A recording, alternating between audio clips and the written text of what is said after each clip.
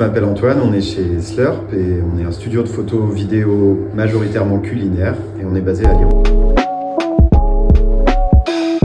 La société en 2017 et puis on bossait déjà un petit peu avant.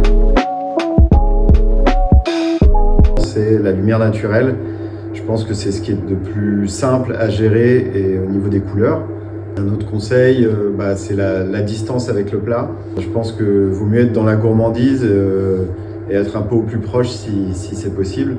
Le top shot, ça fonctionne en général assez bien, donc on va se mettre vraiment au-dessus du plat, le plus parallèle possible. Pour les plats qui sont en volume, c'est pas forcément évident, donc on va plutôt chercher à descendre, à prendre une légère plongée pour voir un petit peu le volume dans l'assiette. Se méfier des contre-jours, trop importants. C'est un truc tout bête, mais en fait, nettoyer son objectif d'appareil, ce qui fait parfois un petit peu gras. Donc s'assurer qu'il est bien propre, c'est la base.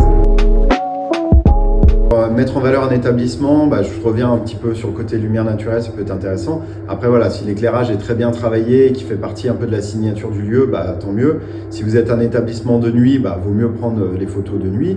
Et s'il est possible d'avoir de la clientèle, vraiment c'est mieux. Prenez une bande de copains qui sont d'accord pour le faire, comme ça vous n'aurez pas besoin forcément d'autorisation. Plutôt appareil photo, si on est à l'aise avec un appareil photo. Si on va passer son temps à faire des réglages, etc., on ne va pas être dans le moment, on va avoir des difficultés à aller capter l'attention. Un appareil photo, c'est un petit peu plus intrusif aussi, alors qu'un smartphone, tout le monde en a un, donc ça passe un petit peu plus inaperçu. Et on peut peut-être avoir plus de spontanéité, plus de proximité avec un smartphone. On va privilégier quand même la lumière naturelle, je trouve que c'est ce qui fait quand même plus de photos. Ça n'empêche pas d'utiliser des fois un petit réflecteur ou un petit morceau de polystyrène pour déboucher de la lumière, parce que la lumière naturelle souvent elle est assez directive. Moi j'aurais tendance à privilégier toujours l'ambiance, le côté vivant. Souvent aujourd'hui on crée du contenu à destination des réseaux sociaux, donc il faut qu'on voit un peu de vie, un peu d'échange. Mon plat préféré, c'est dur, mais je pense que c'est les œufs en meurette.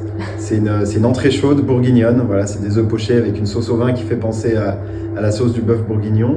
Et voilà, c'est un petit peu technique à réaliser pour que les œufs soient bien coulants. Voilà, il y a des toasts de pain grillé, des lardons, des champignons. Voilà, j'adore ce plat.